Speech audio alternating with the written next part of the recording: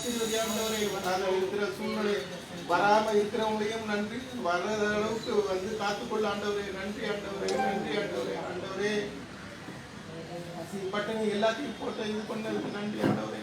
இந்த வேலையை கொடுங்க ஆண்டவரை. சோதரிக்கிறேன் ஆண்டவரே. இங்க வந்திருக்கிற மக்களை எல்லாத்தையும் ஆசீர்வதி ஆண்டவரே. ஆசீர்வதி ஆண்டவரே. ஆண்டவரே எல்லாத்தையும் ஆசீர்வதி ஆண்டவரே. புதிய கண்ண மகிழ்ச்சி எல்லாம் உனக்கே செலுத்துகிறோம். இயேசுவின் நாமத்தில் வேதம் தெளிவாக சொல்லுகிறது. எவ்வளவு காரியங்களை பார்த்து கொண்டிருந்தாலும் இந்த வாரம் தேவன் நம்மளோடு பேசக்கூடிய காரியங்கள், இந்த வாரம் நம்மளோடு பேசக்கூடிய நல்ல வார்த்தைகளை தேவன் கற்றுக் கொண்டு இருக்கிறார். எவ்வளவு பேருக்கு புரியுதோ, எவ்வளவு பேருக்கு தெரியுதோ இல்லை என்றாலும் தேவனுடைய சன்னிதானத்திலே உட்கார்ந்து கேட்போமானால் தேவன் நல்ல காரியங்களை வாய்க்க பண்ணுவார். இந்த வாரத்தின் தலைப்பாக கிறிஸ்தவர்கள்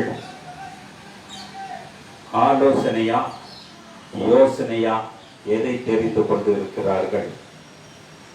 கிறிஸ்தவர்கள் ஆலோசனையா யோசனையா தெரிந்து கொண்டு இருக்கிறார்கள் என்ற தலைப்பிலே தேவன் நம்மளோடு பேச இருக்கிறார். இன்னைக்கு மனுஷன் எவ்வளோ காரியங்களை செய்து கொண்டிருந்தாலும் அதை எந்த அடிப்படையிலே செய்திருப்பான் என்று, ஒன்று ஆலோசனையா இல்லை யோசனையா என்று பார்த்துமானால் அவர்களுக்கு நன்கு தெரியும். நான் மற்றவர்களை பற்றி நான் பேசுவது அல்ல, கிறிஸ்தவர்களை மட்டும்தான் நான் பேசிக் கொண்டிருக்கிறேன். ஏனென்றால் இன்னைக்கு சினிமா உலகத்திலே கிறிஸ்தவர்களை தாக்கியாகவும் கிண்டலாகவும் கதையை எடுத்துக் கொண்டிருக்கிறார்கள். ஆனால் அதற்கு காரணம் கிறிஸ்தவர்களே என்ற ஒரே சாட்சி தான் சொல்ல முடியும். வேதத்தை படித்தால் மட்டும் பத்தாது, அதோடு நான் எப்படி வாழ்ந்து கொண்டிருக்க வேண்டும் என்பது அதில் தெளிவாக போட்டிருக்கிறது. அதனால கிறிஸ்தவர்களுடைய மதத்தை கிறிஸ்தவர்களே கெடுத்துக் கொண்டிருக்கிறார்கள்.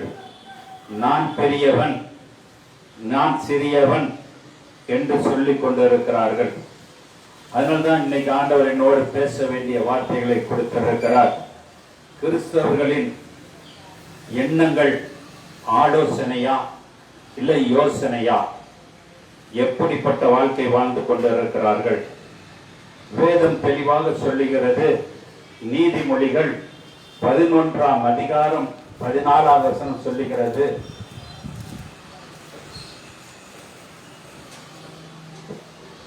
ஆலோசனை இல்லாத இடத்தில் ஜனங்கள் விழுந்து போவார்கள். அநேக ஆலோசனைக்காரர் உண்டானால் சுகம் உண்டாகும். படிமா. ஆலோசனை இல்லாத இடத்தில், ஆலோசனை இல்லாத இடத்தில் ஜனங்கள் விழுந்து போவாங்க. கொஞ்சம் பொறுமையா படிப்போம். ஆலோசனைனா தெரியுமா? முன்னாடி யோசனைனா என்ன தெரியுமா? அதை முன்னாடி தெரிஞ்சுக்கணும். ஏன்னா எல்லாரும் வேதத்திலே பண்டிதரா இருக்கலாம், படித்தவர்களா இருக்கலாம், என்னோடு கூட உள்ள அறிவுள்ளவர்களாகவும் இருக்கலாம். ஆனால் வேதம் சொல்லுகிறது, ஆலோசனை என்பது கூடி யோசனை பண்ணுவது ஆலோசனை. யோசனை என்பது தானே எடுக்கக்கூடிய காரியம் யோசனை. ஒரு திருமண காரியத்தை எடுத்துக்கொண்டுமானால், ஒரு பொண்ணை பார்க்கிறோம், பொண்ணை பார்த்து நம்ம சொல்றது இல்ல, அந்த பொண்ணை பார்த்து வீட்டுல எல்லாத்தையும் உட்கார வச்சு ஆலோசனை பண்றோம். இந்த பொண்ணு நம்ம வீட்டுக்கு ஒத்து வருமா, இந்த மாப்பிள்ளை நம்மளுக்கு ஒத்து வருமா, இல்ல நம்மளுக்கு பிடிக்காதா, இல்ல கடமைக்கு செய்யறோமா, இவ்வளவு ஆலோசனை பண்ணி அந்த திருமணத்தை செய்து வைத்தால் கணவன் மனைவிக்குள்ள யோசனை இருக்கணுமா, ஆலோசனை இருக்கணுமா?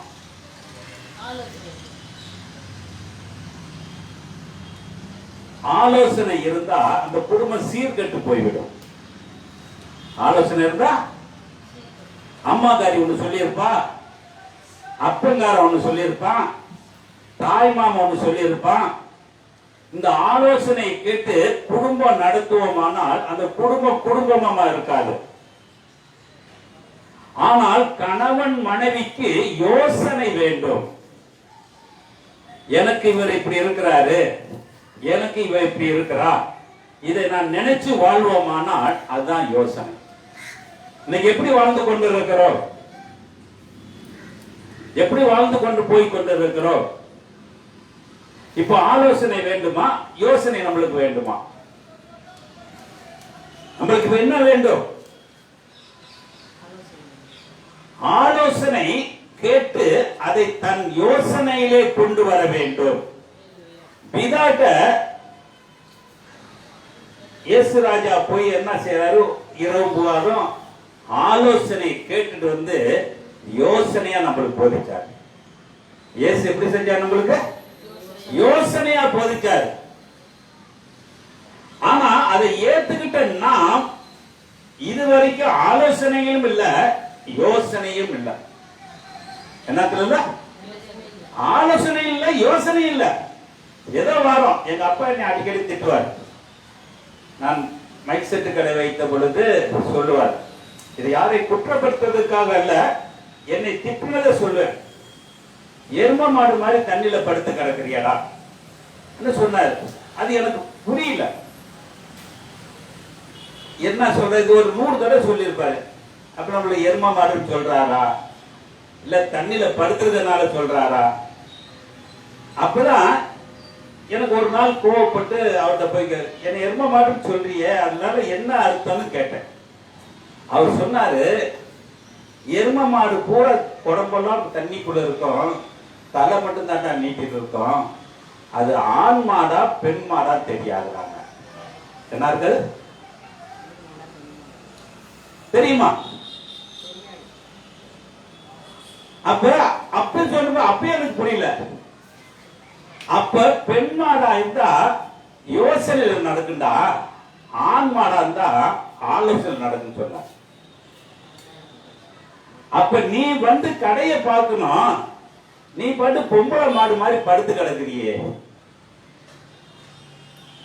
அப்ப நம்மளுடைய வாழ்க்கைகள், நம்மளுடைய சிந்தனைகள் இருக்க வேண்டுமானால், இன்னைக்கு கிறிஸ்தவனா நான் இருப்பேன், ஆனால் என்னிடம் யோசனை இருக்கிறதா, ஆலோசனை இருக்கிறதா?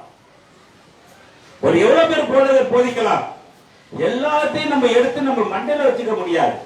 அது நம்மளுடைய யோசனை கொண்டு வர வேண்டும். போதகர் சொல்றது சரியா, இல்ல அது மாதிரி நம்ம நடக்க முடியுமா? அப்ப நடக்க முடியல என்றால் நாம் செய்யும் காரியம் எல்லாமே விருதாக போய்விடும். அனதான் சொன்னார், படிமா மறுபடியும் அந்த வசனத்தை படி. ஆலோசனை இல்லாத இடத்தில் ஜனங்கள் இழுத்து போய் விடுவார்களாம். என்ன இல்லையா? எந்திரிக்க முடியாதுங்க. இன்னைக்கு சபைகள் எவ்வளவு பெருத்து இருக்குது, ஆனா எல்லா மக்களும் விழுந்துதான் போயிருக்காங்க ஒழிஞ்சு நிமிர்ந்து நிறுத்த கிறிஸ்தவ ஒருவனும் இல்லை.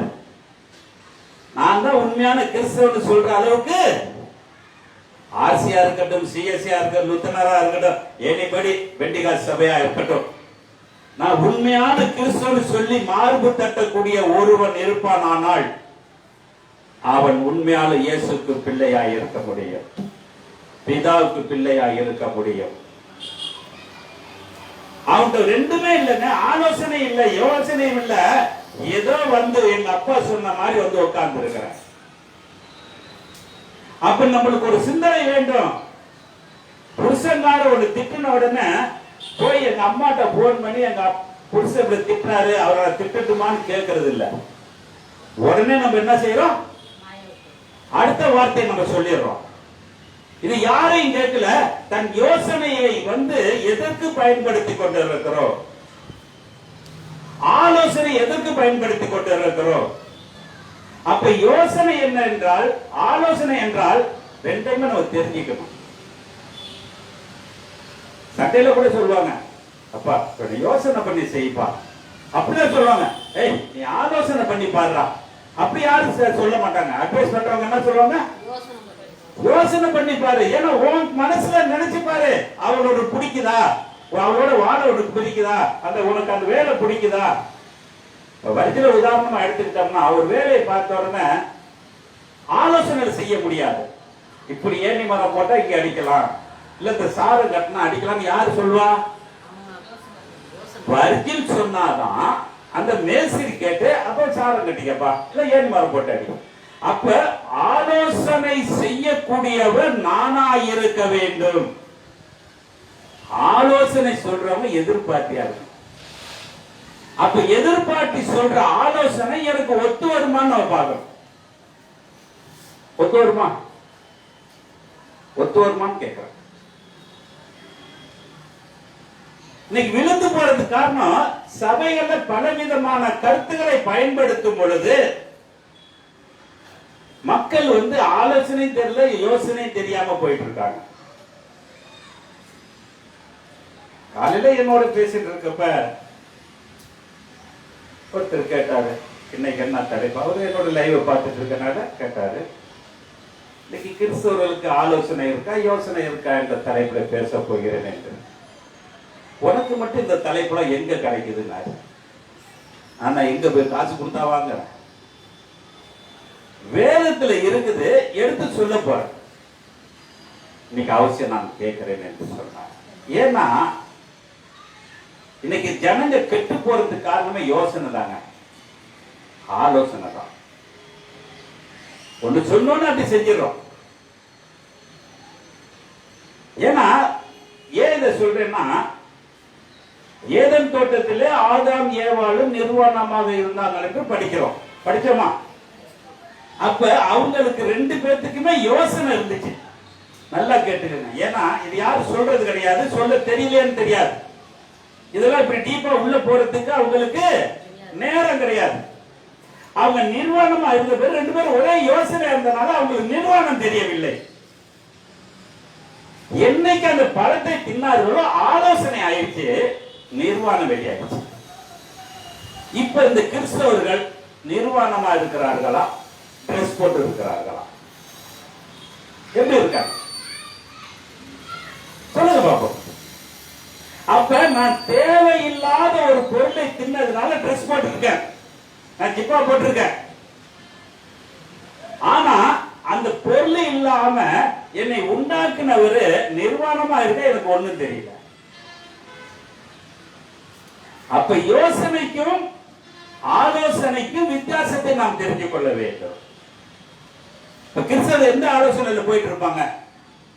என்னைக்காச்சும் ஒரு ஊழியக்காரத்தை போய் நீ யோசனை பண்ணி, நீங்க பேசுனது சரிங்க, நீங்க பேசுனது தப்புங்க, வேதம் இப்படி இருக்குதுங்க, இது யாராச்சும் சொல்லியிருப்பாங்களா?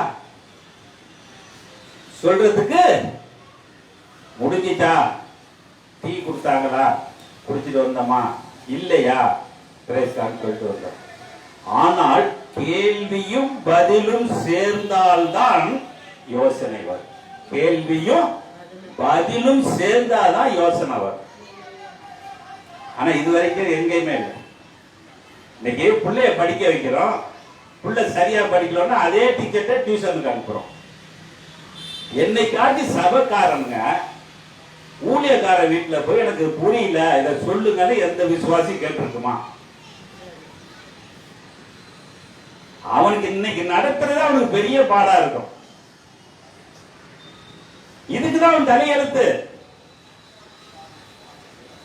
ஊழியக்காரனுடைய தலையெழுத்து ஒரு விசுவாசியை மனமாற்ற வேண்டும் தான் அவனுடைய யோசனை. ஆனா அவன் புள்ள கொண்டாட்டி வச்சு கூட்டிட்டாலே தான் அவனுக்கு லாய்க்கு இருக்கும். ஆனா விசுவாசிகளை பற்றி கவலை. இப்படிதான் ஜனங்க போகுது. எதுக்கு போகுதுன்னு தெரியல. இதுக்கு இயேசு நல்ல யோசனையாவே எல்லாமே எழுதியிருக்காரு. ஆனா யோசனைன்னு சொல்லாம எழுதியிருக்கிறார். 99 ஆடு ஒரு பக்கம் போயிடுச்சு, ஒரு ஆடு தனியா வந்துச்சு. அப்ப 99 ஆடு ஆலோசனையில போய் மாட்டிக்கிச்சு, ஒரு ஆடு யோசனையில போய் நின்னுச்சு.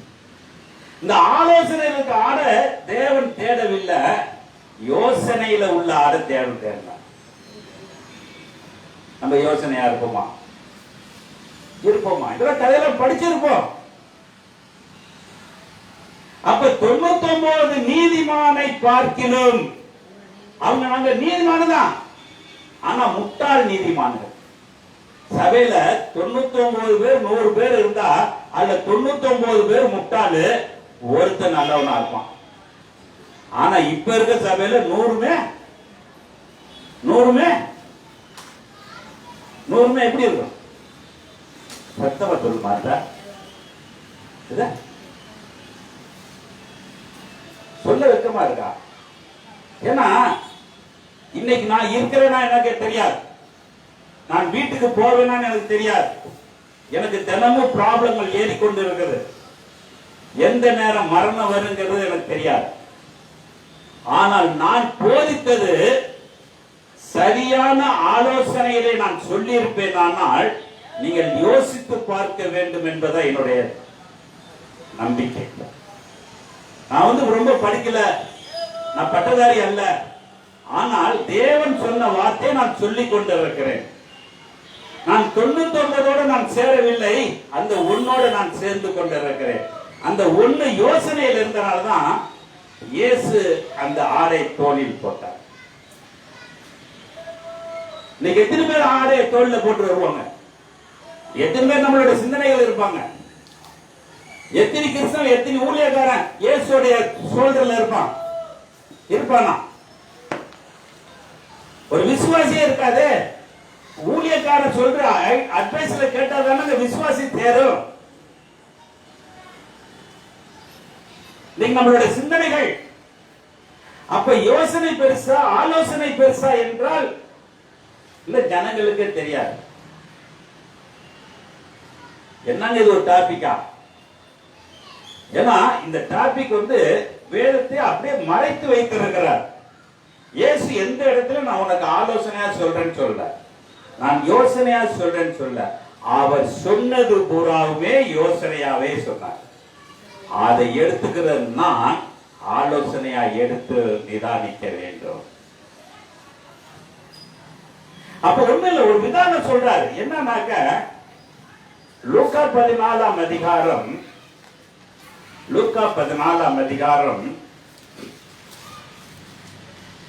26 கொஞ்சம் சீக்கிரம் படிச்சிருங்க. யாதொருவன் என்னிடத்தில் வந்து தன் தகப்பனையும் தாயையும் மனைவியையும் பிள்ளைகளையும் சகோதரரையும் சகோதரிகளையும் ஜீவனையும் பாத்தீங்களா என்ன சொல்றாரு? இது ஆலோசனையா யோசனையா? இயேசு சொன்னது யோசனையா ஆலோசனையா? இயேசு சொன்னது யோசனை சொன்னார். அப்ப இதை ஏன் சொன்னாரு? அந்த வசனத்தை மறுபடி படிப்போம்.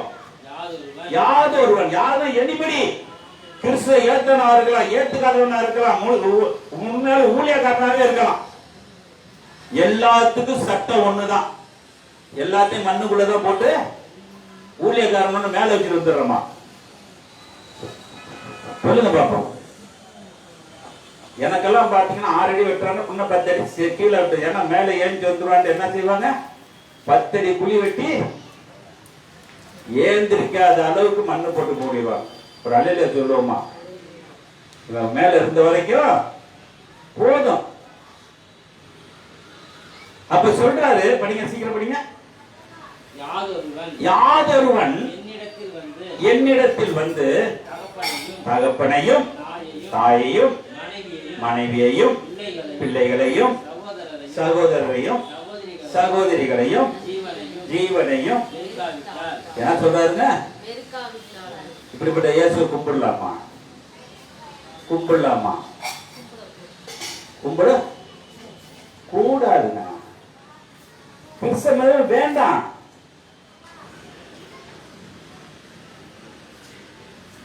ஏன்னா அவர் ஆலோசனை கேட்டார். அவங்க அப்பாட்ட சொன்னாரு, நீ உங்க அம்மாவை மதிக்காதப்பா, உங்க அப்பாவை மதிக்காத, சொத்து சுகத்தை மதிக்காத, இப்படி உலகத்துல நடந்து காட்டுனாரு. அவர் யோசனையில நடந்து காட்டினார். யோசனையில அப்படியே கைய வச்சுட்டு யோவான் 14 கடைசி வசனத்தை படிங்க. கடைசி 2 வசனம். யோவான் 14 கடைசி. நான் பிதாவில் அன்பாய் இருக்கிறேன். நான் பாருங்க, அவர் சொல்றாரு பாருங்க, நான் பிதாவில் அன்பா இருக்க, வேற எதுலயும் நான் அனுபவிக்கல. என் ஜீவன் மேல கூட அனுபவிக்கல, எனக்கு சாக போற சிலுவை மேல கூட நான் அனுபவிக்கல. அவர் சொல்றாரு, படிங்க, சீக்கிரம் படிங்க. நான் பிதாவில் அன்பாய் இருக்கிறேன் என்றும் பிதா எனக்கு கட்டளையிட்டபடியே செய்கிறேன் என்றும் உலகம் அறியும்படிக்கு. இப்படி நடக்கும். இப்ப எப்படி சொல்றாரு? உலகம் அறியும். அப்ப யோசனை சொல்றாருங்க, உலகம் அறியும்படிக்கு. உலக அறியும்னா யாரு? அதுல எல்லாருமே சேர்றாங்க, இந்து, முஸ்லிம், மற்றார், ஊற்றார் எல்லாமே சேர்றாங்க. ஆனா இதுல விளக்கமா இருக்க வேண்டியவங்க கிறிஸ்தவனா இருக்கிறவன் தான் இருக்கணும். ஆனா கிறிஸ்தவ எப்படி இருக்கிறான்? கிறிஸ்தவ எப்படி இருக்கான்? அந்த வசனத்துல கிறிஸ்தவ நிக்க முடியுமா? நான் பிதாவில் அன்பாய் இருக்கிறது போல, படிங்க அந்த வசனத்தை. பிதா எனக்கு கட்டளையிட்டபடியே செய்கிறேன் என்று. பாத்தீங்களா என்ன சொல்றாரு? பாத்தீங்களா, அவர் ஆலோசனை சொன்னதை இயேசு கேட்டாரு. இன்னைக்கு நான் சொந்த இரட்சகரை ஏற்று ஞானஸ்தானம் எடுத்து திருவிருந்து எடுத்து அவருக்காக அர்ப்பணித்து இருப்பேன். ஆனால் இயேசுடைய கட்டளை கடைபிடிச்சவன் எவன்? யாருங்க கட்டளை கடைபிடிச்சா? யார் கட்டளை கடைபிடிச்சிருக்கா?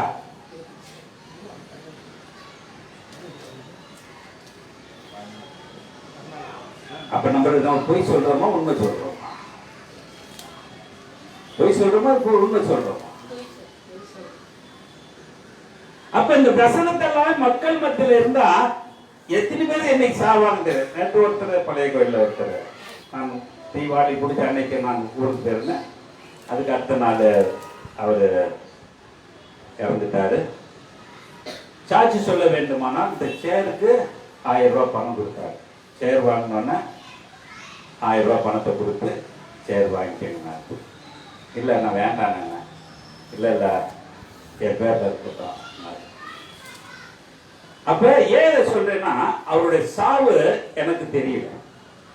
ஆனா வந்து பார்த்தாக்க அவர் பெண்டிகாஸ்ட்ல போய் பெண்டிகாஸ்ட்ல கணக்க பிள்ளையா இருந்து சபையில எல்லாமே இருந்து அவருடைய சாவை ஆர்சி சர்ச்சில் வச்சு தூக்குனாங்க.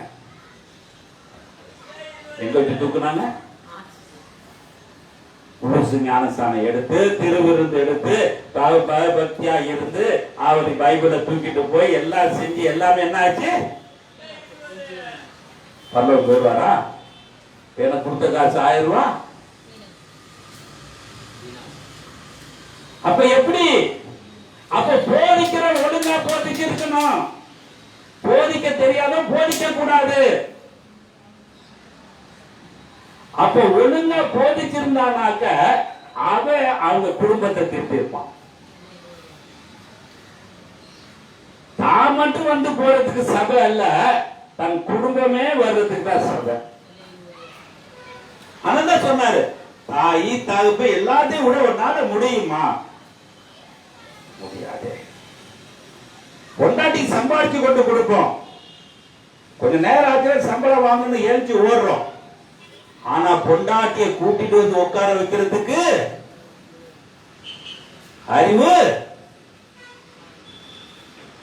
நீ கிறிஸ்தவனா இருக்கிறத விட அந்தி கிறிஸ்தாவே இருக்கலாம். கிறிஸ்தவ மாதிரி இருக்கணுங்க, பேச்சுல கரெக்டா இருக்கணும். ஒரு போலீஸ் ஸ்டேஷன் போனாலும் சரி, ஜட்ஜ்மெண்ட்ல இருந்தாலும் சரி, எடப்பாடிட்டே நின்னா கூட நீ கிறிஸ்தவங்கிறத அடிச்சு சொல்லணும். சொல்ல தெரியாதவன் கிறிஸ்தவன் சொல்லலாமா? இன்னைக்கு சபை அப்படிதான் ஓடுது.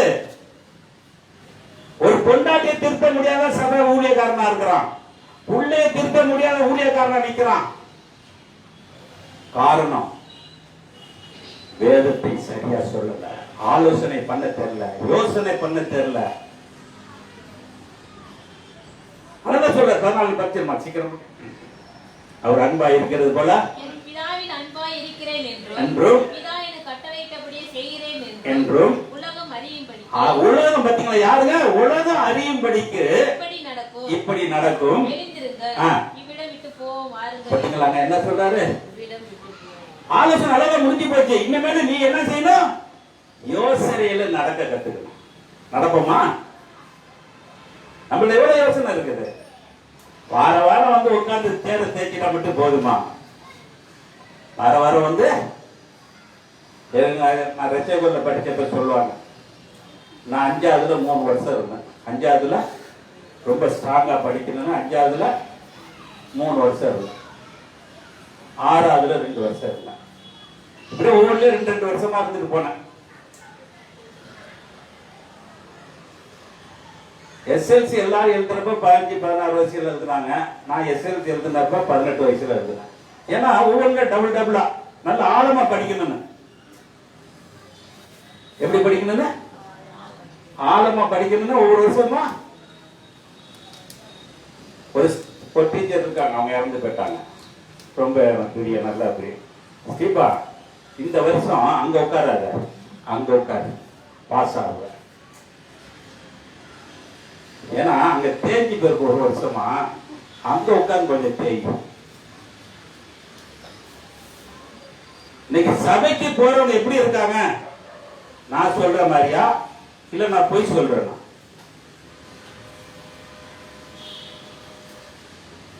இன்னைக்கு சிந்தனை இல்லைங்க, யோசனை இல்லைங்க, ஆலோசனை இல்லைங்க. அப்ப ஆலோசனை வேண்டுமானால், ஆலோசனை நான் கற்றுக்கொள்ள வேண்டுமானால் நான் ஒரு கிறிஸ்தவன். அதான் நான் சொல்றேன், எந்த இடத்துல போனாலும் சரி. அப்ப நம்ம செய்யக்கூடிய காரியம் அவர் சொன்ன காரியம். இப்பயோ லூக்கா 14 சீக்கிரத்து படிமா, சீக்கிரம் படிச்சு. லூக்கா 14:27 சீக்கிரம் படிமா.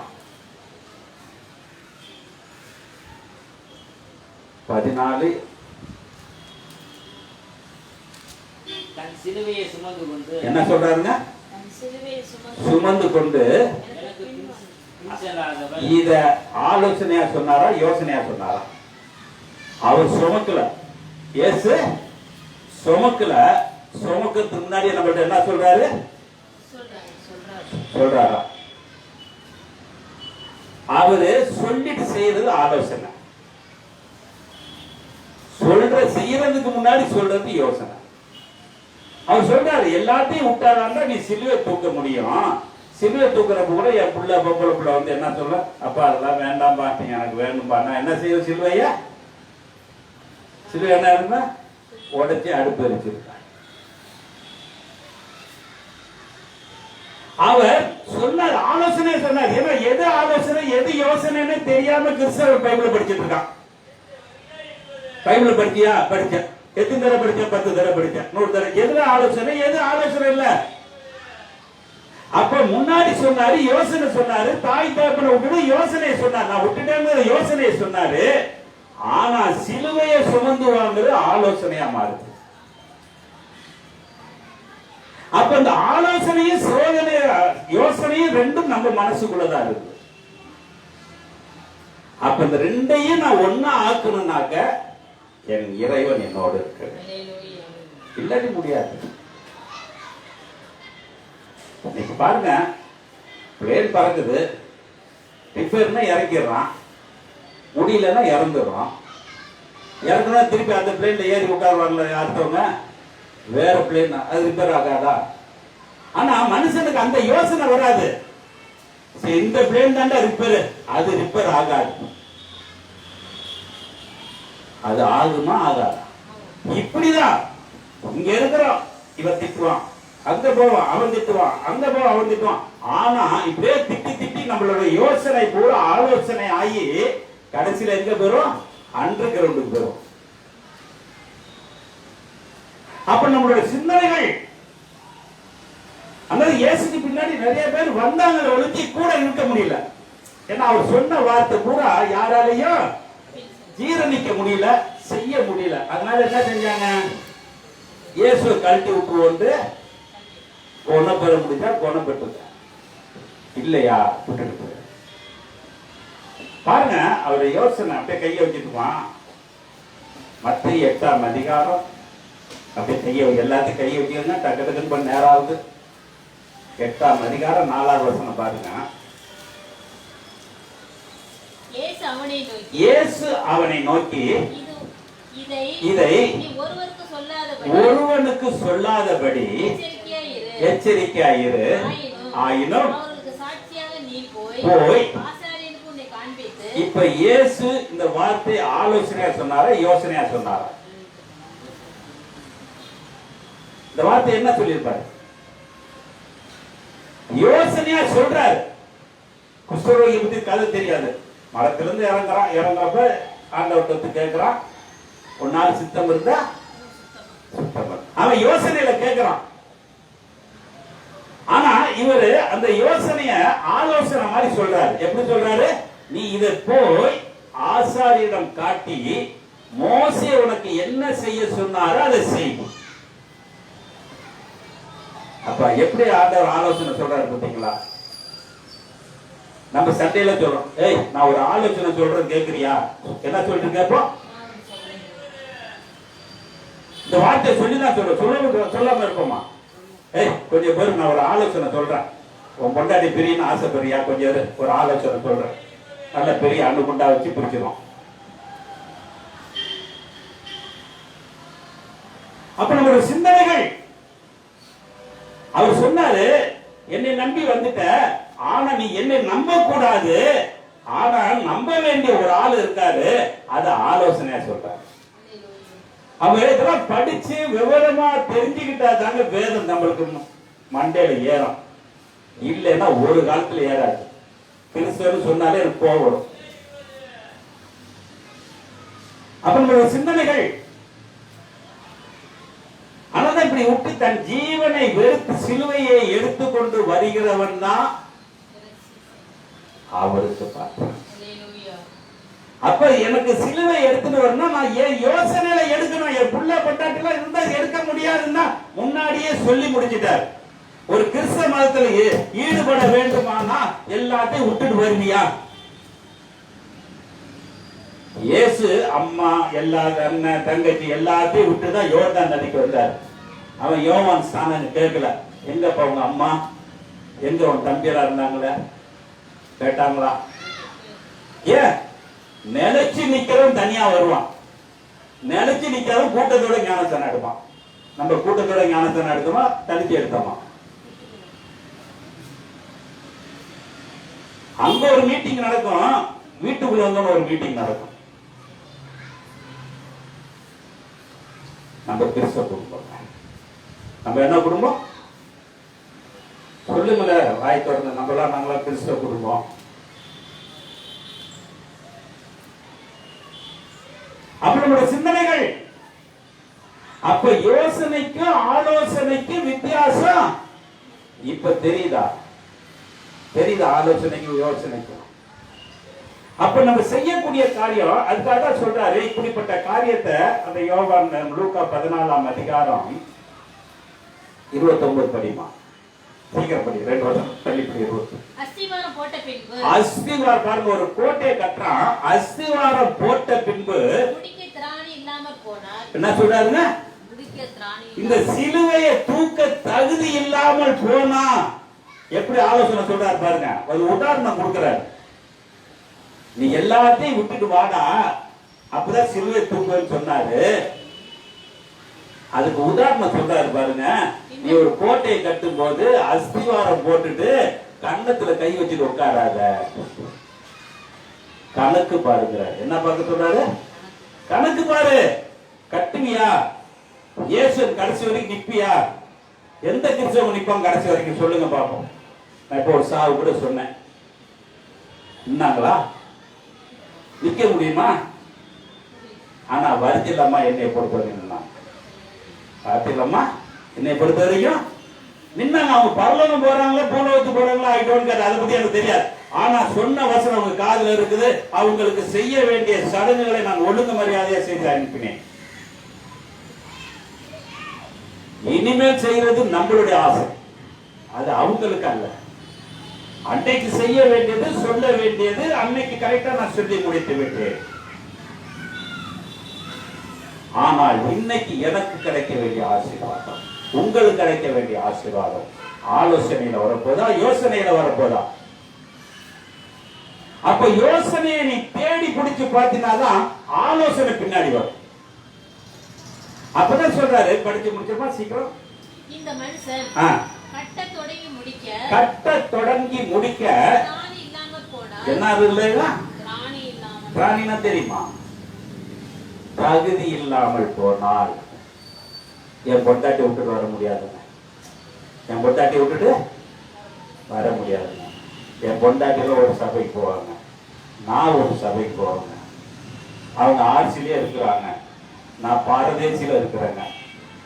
எப்படி இருக்கும்? அவ ஆக்கி போடுற சாப்பாட சாப்பிடுற வெக்கங்கட்டு நீ சம்பாதிச்சு கொண்டு அவ கையில காசு கொடுக்கிறியே, அவளை மாத்த முடியலங்கிறப்ப நீ எப்படி பரவத்துக்கு போற? நீ எப்படி பரவத்துக்கு போற? போக முடியுமா?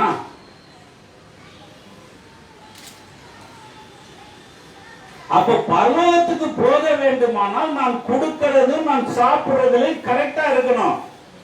அதனால ஏசி எந்த இடத்துலயும் வாய் வைக்கலடா பாருங்க. அங்கே சாப்பாடு விருந்து போட்டாங்களா அவருக்கு? அவர் சாப்பிட்டாரா சாப்பிடலையா இது வரைக்கும் பைபிள்ல தெளிவாவே எழுதவே இல்லை. அவருடைய யோசனை, இந்த வீட்டுக்கு போய் சாப்பிட்டா சாப்பிடும், இந்த வீட்டுக்கு போட்டா சாப்பிடும், இந்த வீட்டுக்கு சாப்பிடும். அதனால என்ன செஞ்சாரு? அப்பட்ட போய் முட்டிகால் போட்டாரு. அவர் ஆகாரம் கொடுத்திருப்பார். என்ன ஆகாரம் கொடுத்திருப்பாரு?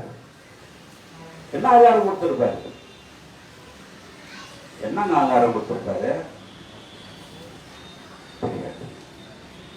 நம்ம அவ்வளவு அறிவு நம்மளுக்கு இல்ல. அத ரொட்டி கொடுத்திருப்பாரு. மத்திய 4ஆம் அதிகாரம் 4வது வசனம் சொல்லுகிறது. இதெல்லாம் சொன்னாதான் தெரியும்.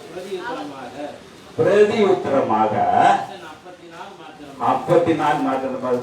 நம்ம சிம்சான் செல்வர் சொன்னாரு, ரூபன் சொன்னாரு, ஏசப்பாவுக்கு அப்பா என்ன கொடுத்திருப்பாரு?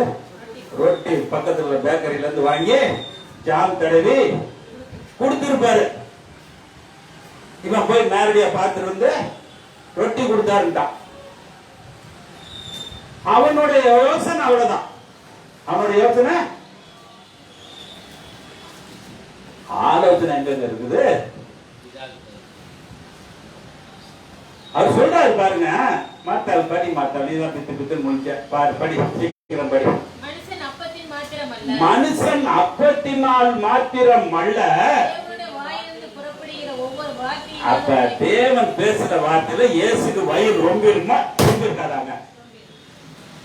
அப்ப நான் போதிக்கிறது உங்களுக்கு எல்லாம் வயிறு ரொம்பிட்டா? காலையில சாப்பிடாம இருப்பீங்களா? மத்தியானம் சாப்பிடாம இருப்பீங்களா? போயா.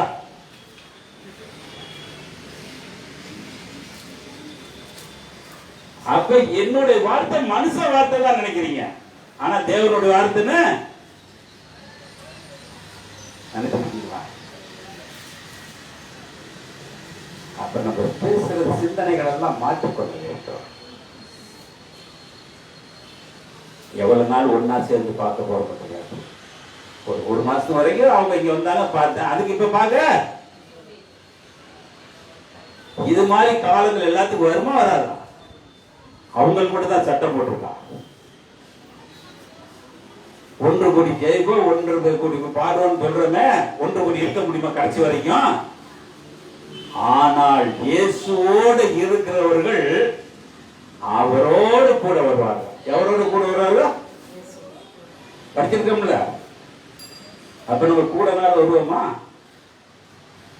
கூட வருவோமா? கூட வருவோமா வர மாட்டோமா? சொல்லுங்க பாப்போம். கொஞ்சம் சீக்கிரம் பேசுங்க. கூட வருவோமா? புருஷன் 4 நாள் இல்லைனாக்கா 5ஆம் நாள் வீட்டுக்கு வந்தானே கை கொடுத்து வரவேற்று மாலையெல்லாம் போட்டு உள்ள உட்கார வைப்போமா? ஏய்யா, கட்டுன பொண்டாட்டி வீட்டுல இருக்க, நீ பாட்டு ஊடு மேய்ஞ்சிட்டு வர, அதுக்கு எப்படி பேசுவோம்?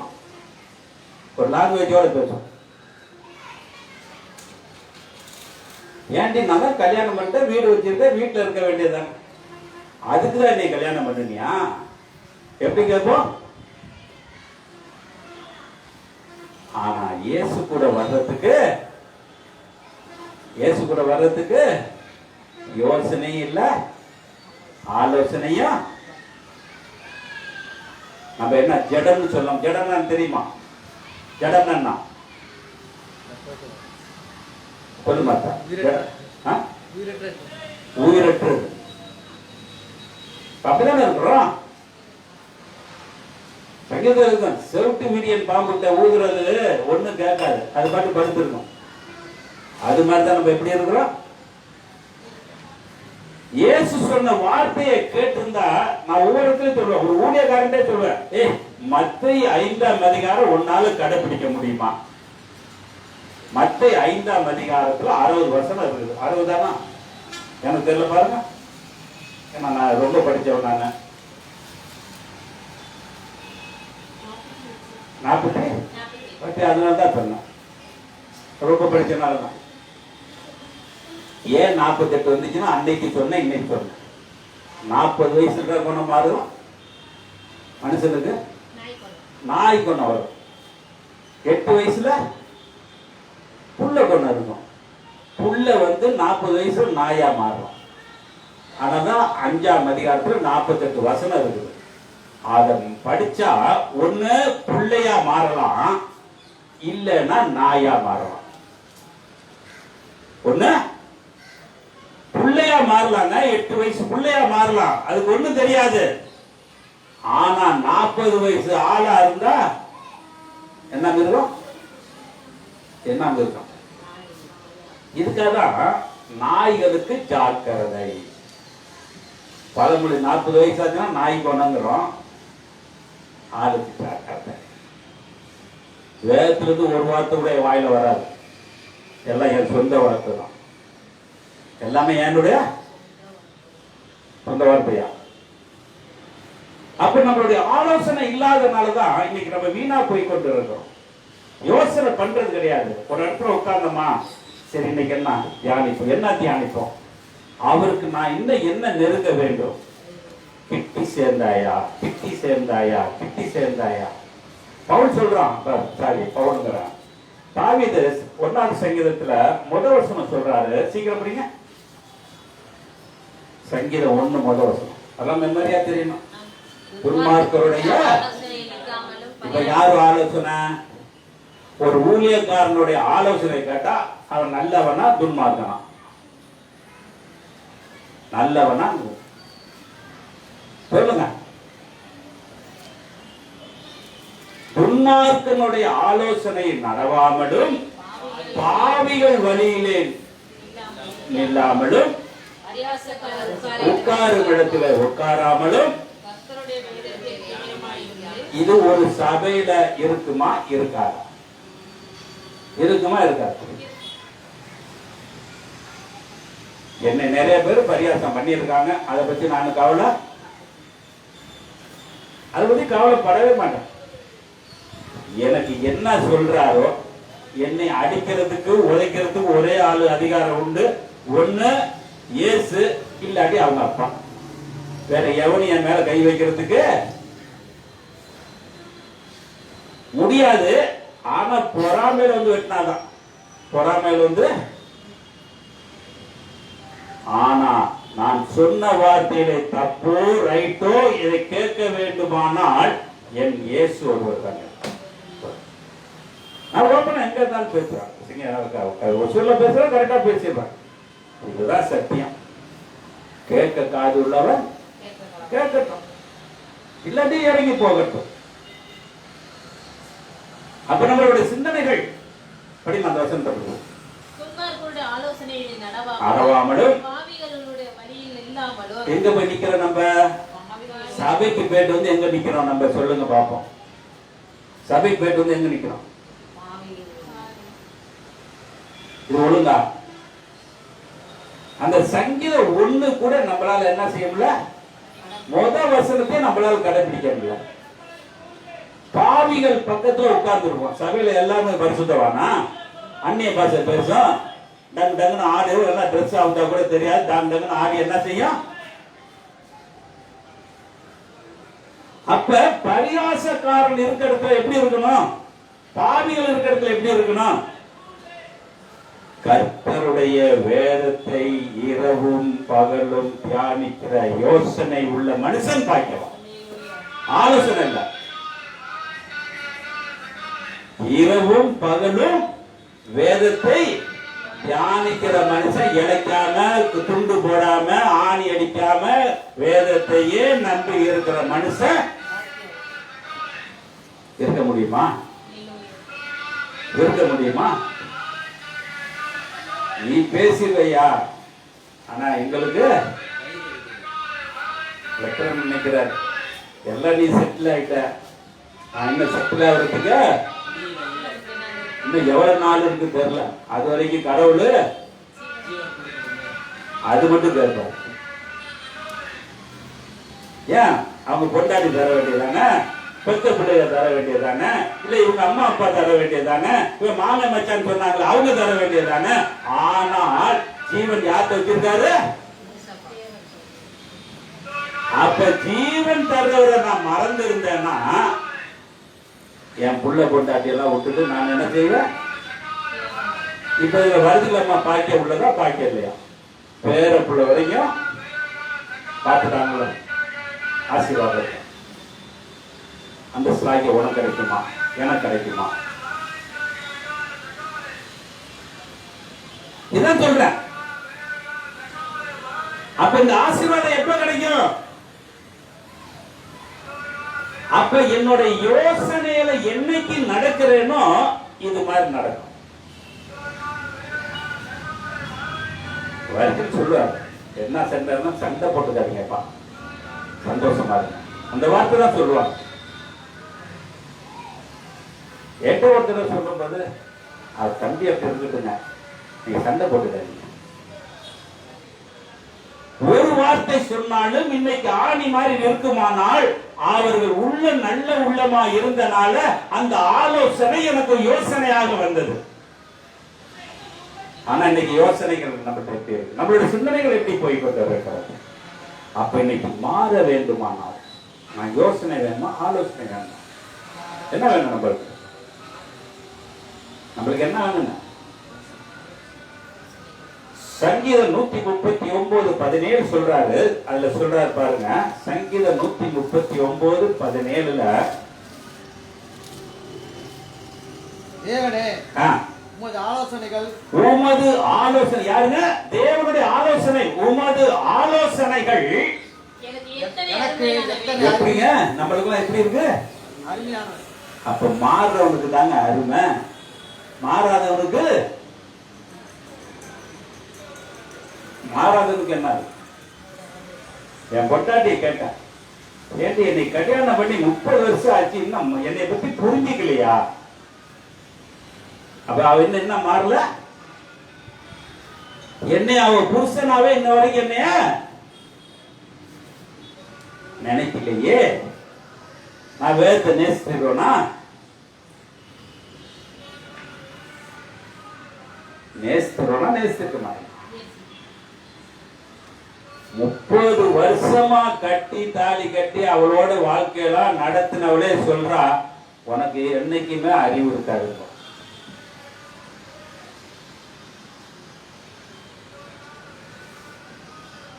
அப்ப எனக்கு அறிவு இல்லாட்டி நான் என்ன செய்ய முடியும்? காசா விற்கிறது மல்லியா கடையில எங்க அறிவு இருக்குது? அந்த அறிவு தான் சொல்றாரு, கர்த்தருடைய ஆலோசனை பாக்கியவான். படிக்க வருஷத்தை படிக்க சீக்கிரம். தேவனே ஆலோசனைகள் எத்தனை அருமை, அதுக்கு முடிவே இல்லைங்க. கோடி ரூபாய் இருந்தாலும் சரி, 5000 இருந்தாலும் 5 கோடியா இருந்தாலும் சரி, எங்க சபை பெருசுங்க. நான் மேல 3 மாடி கட்டிங்க, ஏசி வச்சுக்க, லிப்ட் வச்சிருக்க, அப்படி வச்சிருக்க, ஐ டோன்ட் கேர்.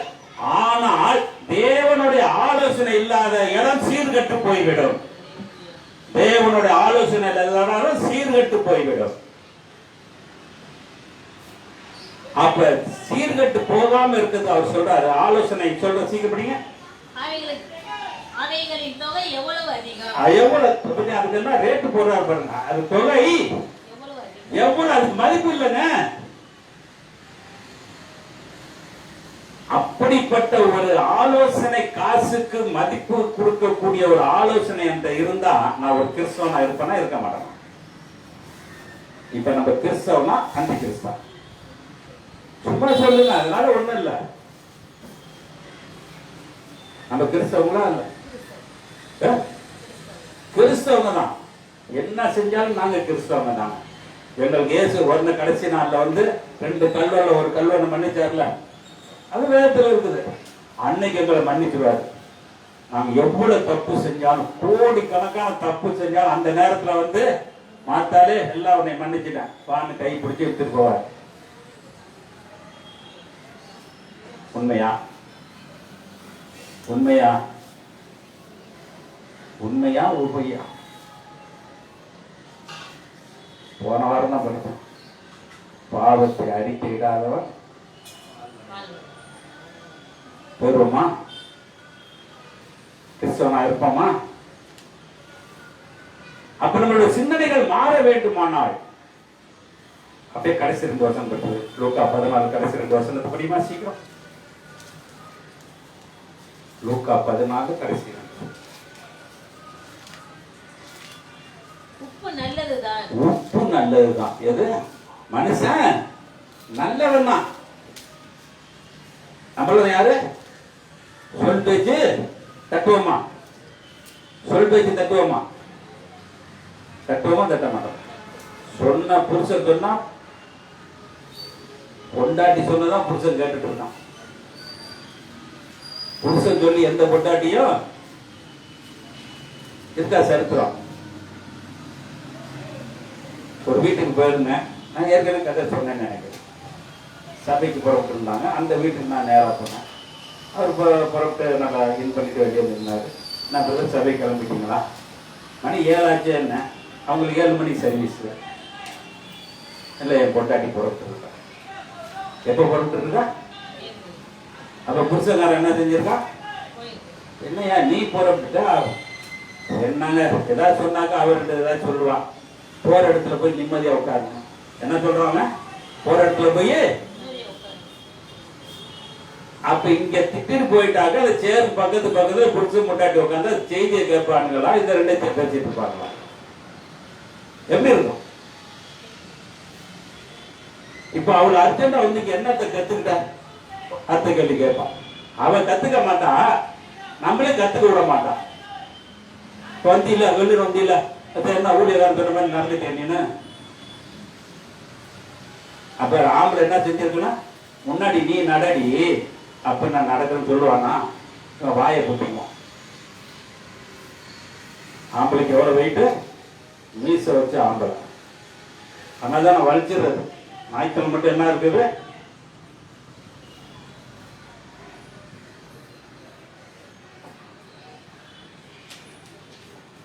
சிந்திங்க, சிரிங்க, சிந்திங்க. ஏன்னா வேதம் தெளிவா சொல்லுது, உப்பு நல்லதுதான், சாரம் ஆகாமல் இருக்க வேண்டும். என்ன இருக்குன்னா சாரம்னா தெரியுமா? என்ன சாரம்னா? சுவை இல்லாம. சுவை இல்லாம. பாத்திருக்கீங்களா? அப்படி உப்பு பார்த்திருக்கீங்களா? அப்ப உப்பு பார்த்திருக்கீங்களா? நான் பார்த்திருக்கேன். உப்பு தூத்துக்குடியில போய் வரிசையை எடுத்து போட்டு பாருங்கன்னு சொன்னான். ஒரு பெரிய குவியல் அதை எடுத்து சாப்பிடுற உப்பே இல்லை. உப்புனா உப்பு இருக்குது, கைக்கவே இல்லை, நல்லா திங்கிற மாதிரி இருக்குது. என்னங்க இது உப்பே இல்லைன்னாங்க. இது அந்த பூமி கெட்டு போச்சு. நல்லா கேட்டு, அவங்க சொன்ன வார்த்தை இப்ப சொல்றேன். அந்த பூமி கெட்டு போச்சு, அதுல நாங்களை பாத்தி கட்டினது அந்த உப்பையும் வீணாக்கி போச்சுங்க. இது இனிமேல் நாங்க என்ன செய்யணும்? அந்த நல்ல உப்போட சேர்ந்து திருப்பி ஒரு பாத்தி கட்டினாதான் இந்த உப்புக்கு சாரம் வரும். அப்ப இயேசுவாகிய கிறிஸ்துவோடு நீ சேரும் பொழுதுதான் நீ சுவையான உப்பாய் மாறுவ. இல்லாட்டி ஒரு காலத்திலும் உப்பு சாரம் மட்டும்தான் அடைவ. வெட்டி கிறிஸ்தவனா இருப்ப. எப்படி இருக்கும்? அப்ப நம்மளுடைய சிந்தனைகள், நம்மளுடைய செயல்கள் மாறி போக வேண்டுமானால் இன்னைக்கு என்னுடைய வாழ்க்கை மாற வேண்டும். இந்த மாச கடைசியில் வந்துட்டோம். அப்ப நம்மளுடைய சிந்தனைகள் படிக்கிறியாமா? உப்பு சாரம் மட்டும் போனால் சாரமாக்கப்படும். ஆ, அது அது நிலத்தை எதனால சாரமாக்கப்படும் சொல்லுங்க பாப்போம். இப்போ அது உதாரணம் சொன்னேன். அந்த நிலம் சரியில்லை, அதுல போட்டனால சாரம் இல்லாம போயிருச்சு. அப்ப நான் தீயவர்களோடும் பாவிகளோடும் உறவு கொள்றதுனால என் சரீரம் எப்படி இருக்கு? சாரமற்று போச்சு. அப்ப கிறிஸ்தவன் சொல்லலாமா? இப்ப கிறிஸ்தவ சாரம் உள்ளவனா இருக்கானா? இல்ல ஊழியக்காரன் தான் நிப்பானா? புல் வீட்டுல நல்லா புல் விட்டு கையெல்லாம் போட்டு நிப்பான். அவன் சாரம் உள்ளவன் இப்ப கேட்பவன் இருப்பான். உப்பு நீ சாரம் உள்ளவன் சொல்லலாமா? ஏன் நம்ம மாறின தானே கேட்க முடியும். அதனால அத்தனை பேர் லட்சம் பேர் இருந்திருப்பாங்க. அந்த இடத்துல சொல்றாரு, எவனாச்சும் என் மேல உள்ள குற்றத்தை சொல்லுடான்னு சொன்னவரு வேதத்திலேயே ஒரே ஆளு, உலகத்திலேயே ஒரே ஆளு, மதத்திலேயே ஒரே ஆளு யார் என்றால் என் இயேசு ஒருவரே. சொல்ல முடியுமா? அந்த வார்த்தை எந்த ஊழியக்காரன் சொல்ல முடியும்? அவன் எவனாதான் புதுமை செய்யிட்டு அற்புதம் செய்யிட்டு ஆட்டுக்குட்டி மாடாக்கட்டும் சொல்ல முடியுமா? அப்ப சாரமற்றவனா இருக்கா? அவனுடைய ஆலோசனை நம்ம நடக்கிறோம். நம்மளும் சாரமற்று போய் ஒண்ணுக்கு உதவாம எதுக்கு போது? குப்பைக்கு போதுங்க. இததான் என்ன செய்யறான்? இந்த சால்ட்டை வாங்கிட்டு போய் உரத்துல சேர்த்து எதுக்கு தெளிக்கிறான்? பயிருக்கு தெளிக்கிறாங்க. அப்ப நம்மளுடைய சிந்தனைகள் மாறி போக வேண்டுமானா? கடைசி வசனம் படிச்சிட்டியாமா? அது நிலத்தை ஆகிலும் எருவாக்கினாலும் உதவாது. அதை வெளியே கொட்டி போடுவார்கள். கேட்கிறதற்கு காது உள்ளவன் கேட்கப்படவும். இன்னைக்கு என்ன இருக்குது நம்மளுக்கு? காது இருக்கவங்கள ஒரு அல்லேலூயா நான் சொல்றோம். நல்ல சத்தமா சொல்லுவோம். அவ்வளவுதானா? சத்தமா சொல்லுவோம். சொல்லுங்க ரத்தமா. இல்ல ஒரு காது இல்லையான்னு எனக்கு தெரியல. அப்ப நம்ம சிந்தனைகள் ஏன்னா நல்லா கேட்டுக்கங்க. நான் ஏன் இருக்கிறேன்னாக்க இன்னைக்கு நான் இங்க நிக்கிறேன்னா நான் பாவியாவே இருக்கிறேன். I don't care. ஆனா நான் சொன்ன வார்த்தையில நீங்க விழுந்து போக கூடாதுன்னு என்னுடைய ஆசை. நான் பாவி, எனக்கு தண்டனை பின்னாடி தலைக்கு மேல வச்சிருக்காரு. இப்ப போறப்ப யாராச்சும் கல்ல தூக்கி போட்டு என்னை சாவடிச்சிடலாம். ஆனா நான் சொன்ன வசனம் பொய் சொல்லாம உண்மை சொல்ல. நீ எப்படி சாவடி எனக்கு தெரியாது. அவர் சில்வ மரணத்தை தொங்க பிறகு அவருக்கு தெரியும். ஆனா சொன்னது கூட உண்மையை சொல்லிட்டு போனார். சொன்னது கூட உண்மை.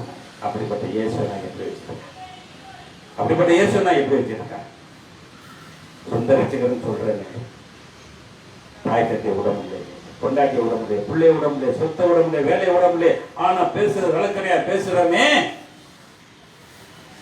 அப்ப நம்மளுடைய சிந்தனைகள் எங்க போகுது? நம்மளுடைய செயல்கள் எங்க போகுது? பாருங்க. அப்ப எலியாவும் எலிசாவும் ஒரு கதை உண்டு, உங்களுக்கு எல்லாம் தெரியும். 2 ராஜாக்கள் 2ஆம் அதிகாரம் 13ஆம் வசனமான் பாருங்க. 2 ராஜாக்கள் 2ஆம் அதிகாரம் 13ஆம் வசனமான் பாருங்க. செய்யும் 2 ராஜாக்கள். பின்பு அவன் எலியாவின் மேலிருந்து கீழே விழுந்த சால்வை எடுத்து திரும்பி போய் யோர்தானின் கரையிலே நின்று எலியாவின் மேலிருந்து கீழே விழுந்த சால்வையை பிடித்து எலியாவின் தேவனாகிய கர்த்தர் எங்கே என்று சொல்லி தண்ணீரை அடித்தார். புரியுது? அந்த கதை உங்களுக்கு நல்லா தெரிஞ்சிருக்கும். 11ஆம் வசனத்தை சொல்றாரு, எலியா சுழல் காற்றினை எடுத்துக்கொள்ளும் போது அவர் சொல்றாரு, நீ என்னை பார்த்தால். நல்லா கேட்டுங்க. அந்த இடத்துல என்ன மறைபொருள் சொல்றாரு பாருங்க. அது படிங்க அந்த வசனத்தை. அவர்கள் பேசிக்கொண்டு நடந்து போகையில் இதோ அக்கினி ரதமும் அக்கினி குதிரைகளும் அவர்கள் நடுவாக வந்து இருவரையும் பிரித்தது. எலியா சுழல் காற்றினால் பரலோகத்திற்கு ஏறி போனான். அதை எலிசா கண்டு, என் தகப்பனே இஸ்ரவேலுக்கு ரதமும் குதிரை வீரருமாய் இருந்தவரே என்று புலம்பினான். அவனை அப்புறம் காணாமல் தன் வஸ்திரத்தை. அப்ப எலியா கடவுளுடைய ஆலோசனையில இருந்து தான் சொந்த ஆலோசனை இருந்தனாலதான் எலியாவின் தேவன் பேர் எடுத்தார். என்ன தேவன் பேர் எடுத்தாரு? இப்ப இன்னைக்கு ஊழியக்கார இப்ப ஸ்டீபனுடைய தேவன் சொல்லுவாங்களா? யாராச்சும் சொல்லுவாங்களா? ரத்னா பால் பாஸ்டருடைய ஊழியக்கார கடவுள் சொல்லுவாங்களா? சொல்லுவாங்களா? இல்லை என் தம்பி திருட்டா இருக்கா, திருட்டோடைய தேவன் சொல்லுவாங்களா? சொல்லுவாங்களா சொல்ல மாட்டாங்களா? சொல்லுவாங்களா? அப்படி ஆனா எலிசா சொல்றான், எலியாவின் தேவனே, என் தகப்பனே. அப்ப தேவனுக்கு ஈக்குவலா எலியா வச்சு பார்த்தான். இன்னைக்கு எத்தனை விசுவாசிங்க ஊழியக்காரனை கடவுளா பாக்குது? கடவுளை யாரு பாக்குறா? அப்படிப்பட்ட ஊழியக்காரர் இருக்கிறானா கடவுளா இருக்கிறது மாதிரி? பொய் பேசாம, உலக ஆசை இல்லாம, புள்ள பொண்டாட்டி இல்லாம, தன்னே வருத்திக்கிட்டு இருக்கிற ஊழியக்காரன் யாராச்சும் ஒருத்தர் இருக்கிறானா? இவருக்கு அடிக்கடி சொல்லுவாரு.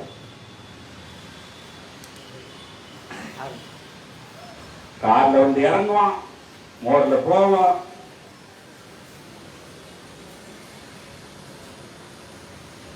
அதுக்கு பேட்டரி ரிப்பேர்னா எங்க பாஸ்டர் பத்தி பேட்டரி ரிப்பேர்னு ஒருத்தர் தூங்கி ஓடுவார், திரு ஓடுவார். ஓடி போய் மாட்டி விட்டுட்டு பாஸ்டர் நடந்தா பூமி அதருங்க. பாஸ்டர் நடந்தா பூமி அதரும். அதனால காருக்குள்ள உட்காந்துக்கிறார். அப்ப நம்மளோட சிந்தனைகள் மாறி சிரிங்க சில்லிங்க.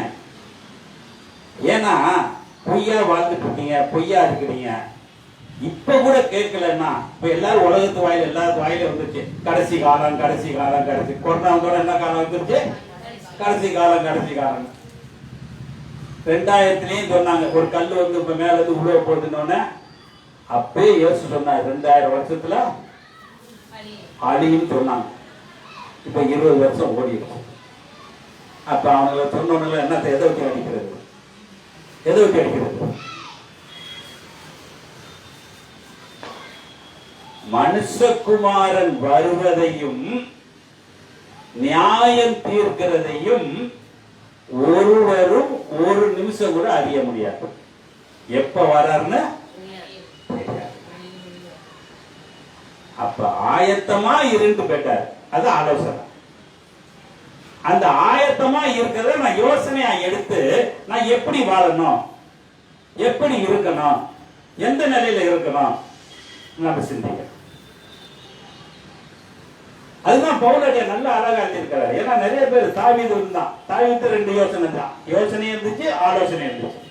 யோசனைனாக்க பச்சை பாலை பார்த்தான், குடிக்கிறத பார்த்தான், அவன் எனக்கு வேணும்னு கூட்டிட்டு வந்து சேர்த்து வச்சுக்கிட்டான். அப்புறம் உரியால சாவடிக்க ஆலோசனை பண்றான். அவர்கள் எல்லாம் கூப்பிட்டு இவனை யுத்தத்துல நடுப்புற வச்சு சாகடின. அப்ப அவங்க என்ன இதயம் இருந்துச்சு? இப்படி 2 இருதயம் உள்ள ஒரு தாவீதே இருதயத்துக்கு ஏற்ற தாசனாய் மாறுவானால் ஒரு விசுவாசி தேவனுக்கு பிரியமான பிள்ளையா மாறுமா? மாறுமா?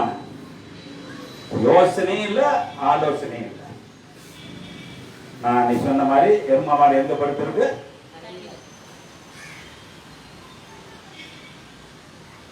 அப்ப நம்மளோட சிந்தனைகள், நம்மளோட செயல்கள் மாறி போக வேண்டுமானால் என்னோட யோசனையை நான் கரெக்ட் பண்ண. யோசனை ஒரு இட்லி தட்டுல ஒரு 30 இட்லி வருதுன்னு வச்சுக்கோங்க. அப்படியே கொண்டாந்து வச்சு சாப்பிட சொன்னா சாப்பிடுவோமா? ஒண்ணு என்ன சொல்லுவோம்? உனக்கு கொஞ்ச நாள் அறிவு இருக்கா? நம்ம யோசனையில பேசுவோம். கொஞ்ச நாள் அறிவு இருக்கா? ஆனா இவ்வளவு தின்மை.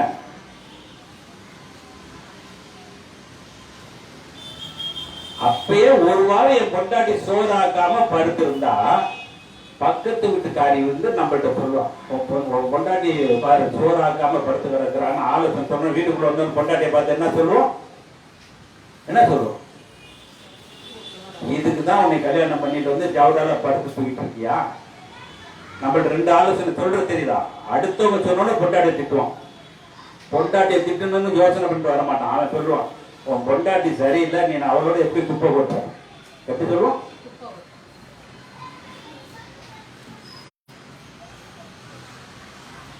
அவன் கொட்டி முடிச்சனால்தான் அவன் அறிவு சொல்றான். ஏன்னா அவன் பட்ட பாடு நம்மள்ட்ட சொல்றான். அதை வந்து நம்ம எங்க போய் கேட்க போறோம்? எங்க போய் காட்டு? அடுத்த வீட்டுல போய் பொண்டாட்டியை திட்ட முடியும்? அப்ப நம்மளோட சிந்தனைகள் மாறி போக வேண்டுமானால் யோசனை வேண்டும், ஆலோசனை வேண்டும். அப்ப யோசனை எப்படி இருக்கணும்? நல்ல யோசனையா இருக்கணும், நல்ல ஆலோசனையா இருக்கணும். அப்ப நல்ல ஆலோசனையா இருந்துச்சுனாக்க தேவன் என்னை உயர்த்தி காப்பார். தேவன் என்ன என்ன செய்வாரு? உயர்த்தி காட்டுவார். அப்ப நல்ல ஆலோசனைக்கு காரணம் என்ன? கெட்ட ஆலோசனைக்கு காரணம் என்ன?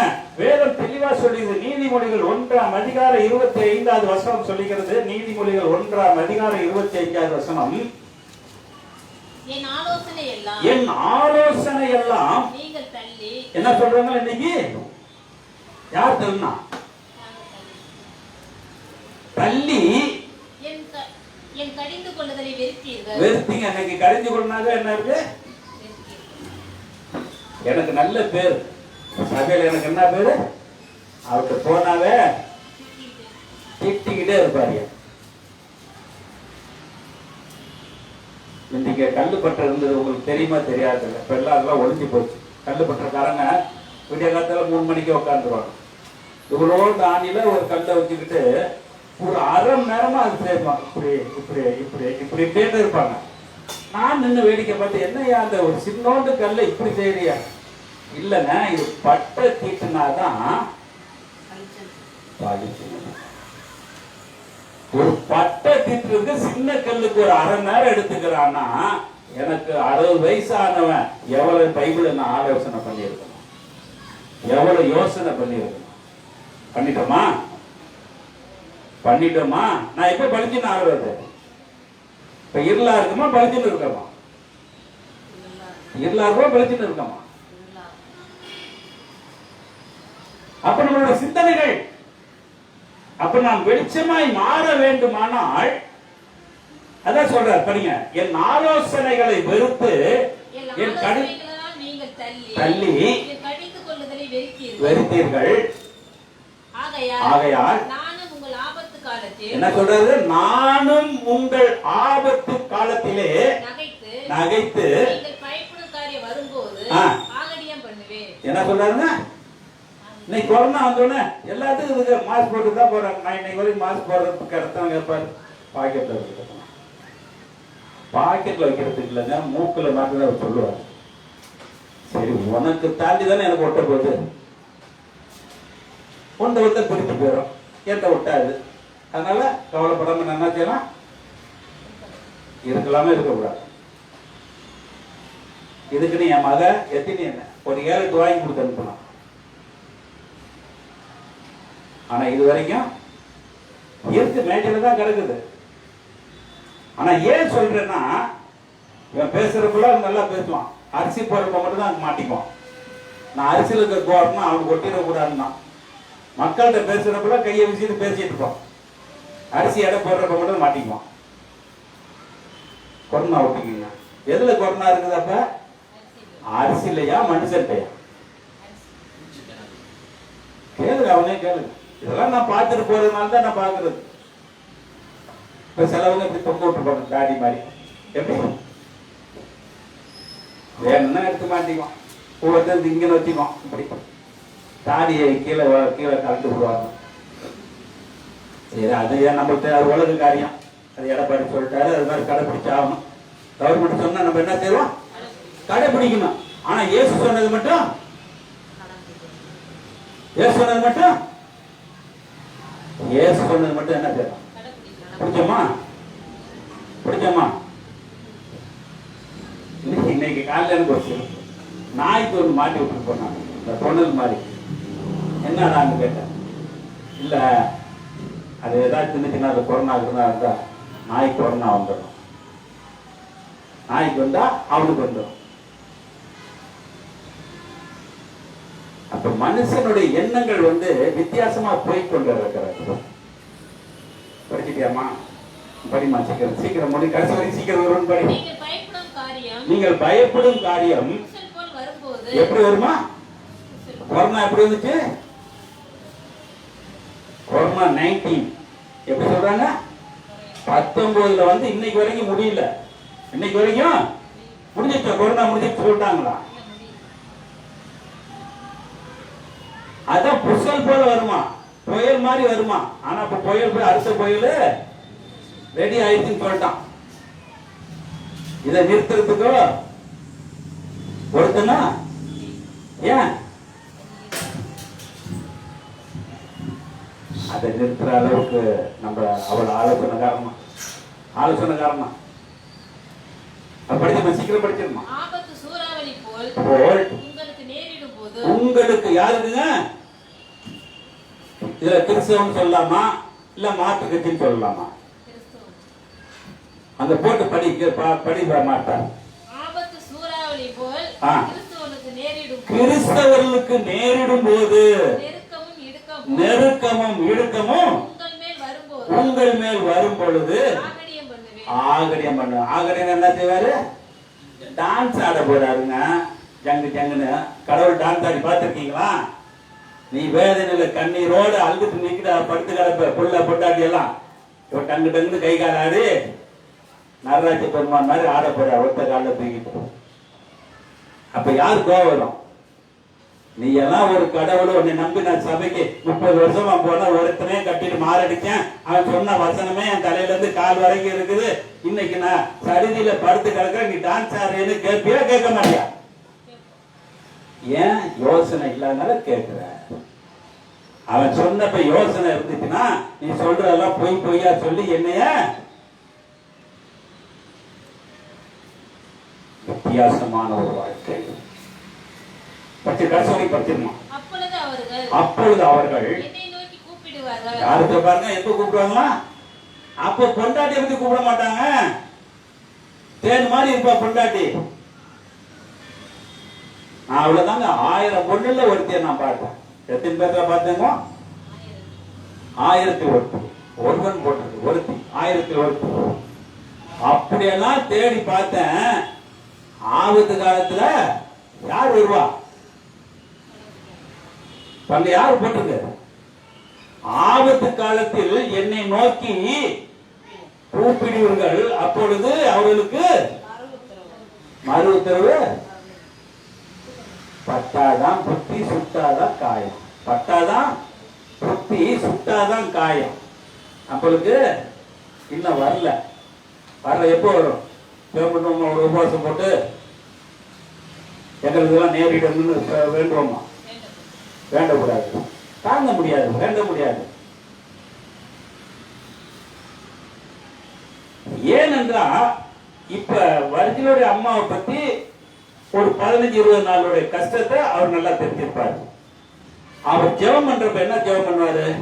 எங்க அம்மாவுக்கு நேரிட்டது எனக்கு ஒன்னே சொல்லு. அவர் சொல்ற வேண்டுவார், வேண்ட மாட்டார். மத்ததெல்லாம் புள்ள நல்லா இருக்கு, பொண்டாட்டி நல்லா இருக்கு, அதை கேட்க மாட்டாரு. அவர் உடம்புக்கு யோசனை பண்ணுவாரு, எனக்கு இது மாதிரி வந்துடக்கூடாதுங்க. புரியுதா? அப்ப உங்க அம்மா படுத்தது ஆலோசனை, இவர் எடுக்கிற டிசைடு யோசனை. அப்ப யோசனை எங்க படுது? இதான் நீ பிரசங்கம் பண்ண. நான் சும்மா பிரசங்கம் பண்ணல. பிரசங்கம் பண்ற காரணம் அடுத்தவர்கள் அந்த நேரம் திருந்தணும். எதுக்கோ வந்தா சாவை தூக்கி அடக்கம் பண்ணிட்டு போறது. நீ இல்லைன்னா கவர்மெண்ட் தூக்கி அடக்கம் பண்ணிட்டு போயிடும்.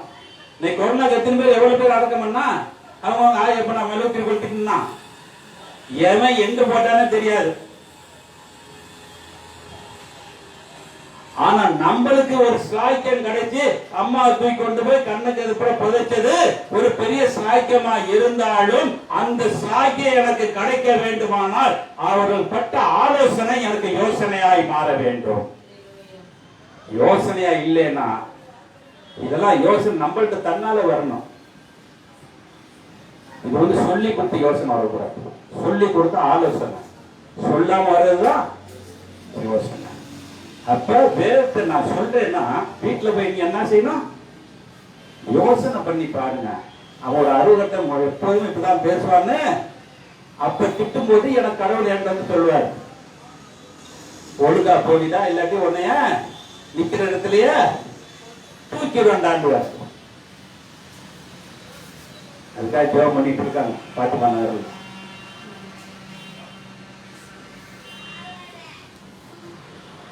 அப்ப சிந்தனைகள், அப்ப செயல்கள் மாறி போக வேண்டுமானால் வேதம் தெளிவாக ஒரு தோழரியான பார்த்த நேராச்சு. பவுலடியான் சொல்றாரு. பிலிப்பு 1ஆம் அதிகாரம் 20-21. சீக்கிரம் பிலிப்பு 1ஆம் அதிகாரம் 20-21. கிறிஸ்து எனக்கு ஜீவன். 20-21 சொன்னேன். நான் ஒன்றிலும் வெட்கப்பட்டு போகாமல். நாங்க யோசனையில எப்படி இருக்குங்க? எப்படி இருக்குன்னா, எனக்கு இந்த ட்ரெஸ் போதுங்க, நான் கைக்கு நகை பாலிஷ் போடணும் அவசியம் இல்லைங்க, நான் நகை நட்டு போடணும் அவசியம் இல்லைங்க, நான் நல்ல ட்ரெஸ் எடுத்து போய் தான் சபையில உட்காரணும் இல்லைங்க, நான் பட்டு போட கட்டி போய் தான் உட்காரணும் இல்லைங்க, நான் டை கட்டி தான் பேசணும் எனக்கு இல்லைங்க, நான் ஒன்றுக்கும் வெட்கப்படாமல் எப்பொழுதும் போல இப்பொழுதும் என்ன சொல்றாங்க? கையில இருக்கிற பார்த்தா ஒரு ஆள்கிட்ட பேசுவோமா? சத்தியத்தை பேசுவோமா? வர வியாழக்கிழமை பேச போறோம்.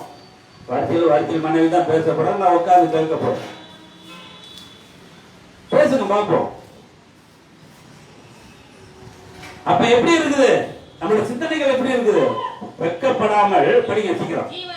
ஜீவனாகிலும் சாவானாலும் எங்க இருக்காருங்க? கிறிஸ்தியன் சரீரத்தில் இருந்தா நான் வெட்கப்படுவேனாங்க? வெட்கப்படுவேனா? அப்ப வெட்கப்படுறேன்னா யாரு இல்லை என்கிட்ட? கிறிஸ்து நம்மள்கிட்ட இல்லைன்னு சத்தமா சொல்லி என் காதலையும் விட மாட்டேங்குது. எல்லாம் லைவ்ல போகுது இல்ல, அவங்களுக்குனால இல்லைனாலும் காதல விடுவிட்டோம். அப்ப சிந்தனைகள் கடிமா சீக்கிரம் படிச்சுமா. மகிமை என்னால மகிமைப்படணுங்க. இந்த பூமியில கிறிஸ்தவ என்ன இருக்குது? எந்த கிறிஸ்தவ எந்த ஊழியக்காரனால இயேசு கிறிஸ்து மகிமை பெற்றிருப்பாரு? சொல்லுங்க பாப்போம். மகிமை பெற்றிருப்பாரா? இந்த யூடியூப் திறந்தாலே இவன் அவனை திட்டுறான், அவன் அவனை திட்டிட்டு இருக்கான். ஆனா மகிமை எப்படி போச்சு? அட்டு போயிடுச்சு. இந்த ஊழியக்காரன் தெரியல, அந்த ஊழியக்காரன் தெரியல, இன்னும் என் பேரு தான் என்ன வரல, இன்னும் தெரியல போல இருக்கு. யூடியூப்ல என்ன வரல? என் பேரு தெரியல. நானும் என் மகள்கிட்ட சொல்லி மாத்தி விடுமான்னு போட்டு 2 பேர் திட்டினாங்க, நம்மளும் கேட்கலாம்ல. படிமா சீக்கிரம் படிச்சு. எனக்கு உண்டான வாஞ்சைங்க, வாஞ்சையாய் இருக்கிறவன் என்னிடத்தில் இருக்கும் பொழுது அவனுக்கு நீடித்த நாட்களை தருவேன் என்று 91 சங்கீதம் 14 சொல்றார். அப்ப சொல்றாரு படிங்க. அப்ப வாஞ்சைக்கும் நம்பிக்கைக்கும் தக்கதாய் அப்படி முடியும். என்ன சொல்றாரு? நம்ம அப்ப சிலுவை எடுப்போமா? எல்லாரும் சிலுவை எடுப்போமா? புள்ள பொண்டாட்டில விட்டுட்டு சிலுவை எடுக்கிற ஒரு அடியில சொல்லுவோம். சாப்பிட்டியா காலையில? அப்படி இப்படின்னா ஏதாச்சும் ஒரு பக்கம் ஆட்டு. காலையில சாப்பிட்டேன்னு இப்படி ஆட்டினா நான் எதை நினைக்கிறது? அப்ப சத்தமா சொல்லிருந்தீங்கன்னா என்ன இருக்கும்?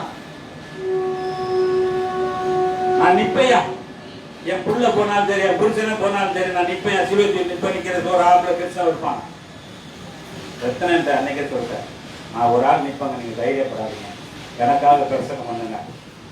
ஒண்ணு இல்ல, உங்களோட சிலுவையை சேர்த்து நான் சுமக்கிறேங்க. எப்படி சொல்லியிருக்காரு? என்னுடைய சிலுவை சேர்த்து சுமக்கிறேன் இருக்காரு. இது மாதிரி உங்களுக்கு சிலாக்கியம் கிடைச்சிருக்கா? இயேசுடைய சிலுவை ஒருத்தன் சுமந்தா. யார் சுமந்தா?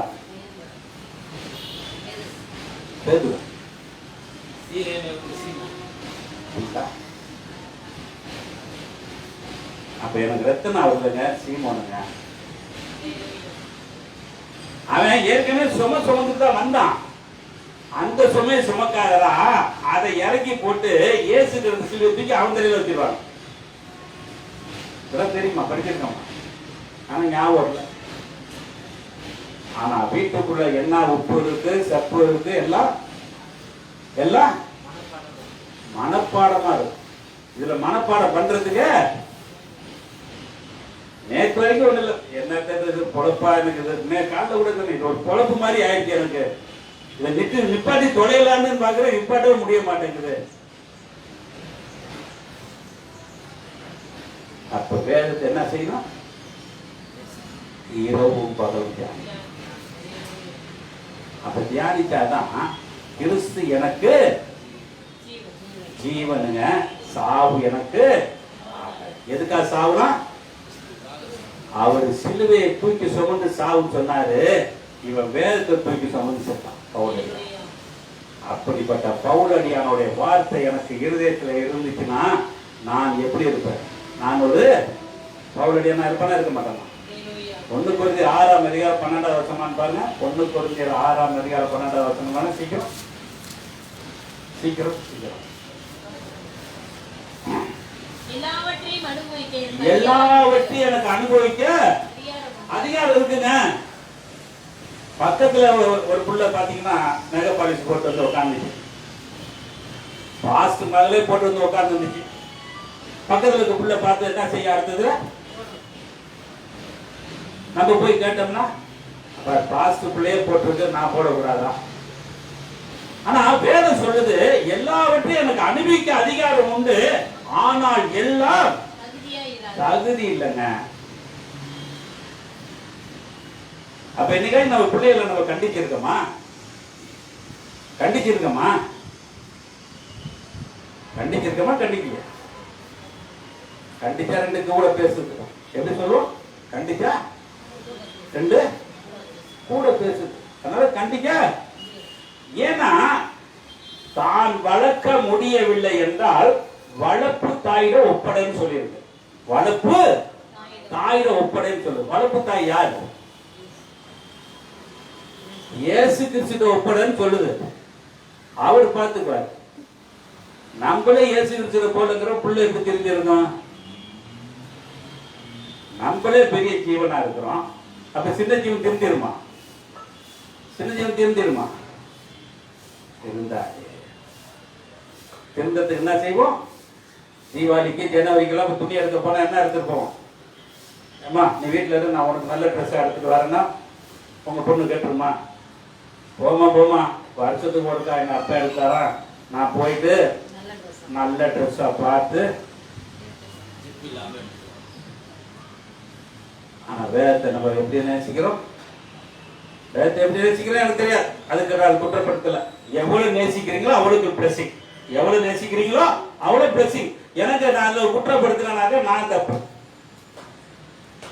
நான் எப்ப பார்த்தாலும் மேஜையில் இருக்கோம், ஏதாச்சும் நோண்டிட்டு இருப்பேன், ஏதாவது எழுதுவேன், ஏதாச்சும் ஒன்று தினம் சிந்தனைன்னு எழுதிட்டு இருக்கேன். அது மாதிரிலாம் ஏதாவது ஒன்று எழுதிட்டே இருப்பேன். ஏன்னா என்னுடைய சிந்தனைகள் முக்காவாசி இதுல வச்சிருப்பேன், காவாசி வெளியே போயிட்டு இருக்கேன். அப்ப என்னுடைய சிந்தனைகள் மாற வேண்டுமானால் இன்னைக்கு நான் மாற வேண்டும். அவருடைய எல்லாவற்றையும் அனுபவிக்க பதிமாசிக்க படிமா படிப்போம். எல்லாவற்றையும் அனுபவிக்க அதிகாரம் உண்டு, ஆகிலும் எல்லாமே இன்னைக்கு எதுவுமே தகுதி இல்லை. பைபிள் தூக்குறது கூட, பைபிள் எடுத்துட்டு வரதுக்கு தகுதி இருக்கா? ஆனால் நான் பைபிளே எந்த பண்ணாலும் எடுத்துட்டு போறதில்ல. எங்க போறப்போ எடுத்து போடணும். சாவு வீடா இருந்தாலும் சரி, எங்க இருந்தாலும் நான் பாட்டு சொல்லிட்டு வந்துட்டு இருக்கேன். ஏன்னா அதுக்கு ஒரு தகுதி வேணும். அதுக்கு ஒரு தகுதி வேணும். அப்ப தகுதி இல்லாம எங்க வீட்டுல வந்து பார்த்தா பைபிள் இருக்குங்க, என் கையில் ஒரு பைபிள் இருக்குங்க. எப்ப பார்த்தா நாங்க பைபிள் படிக்கிற என்ன ஆச்சு? அதுதான் சொல்றாரு யாக்கோபு 1ஆம் அதிகாரம் 1லிருந்து 20-25 நினைக்கிறேன். பாருங்க, படிச்சு முடிச்சு சீக்கிரம் ஜெபம் பண்ணுவோம். யாக்கோபு 1ஆம் அதிகாரம்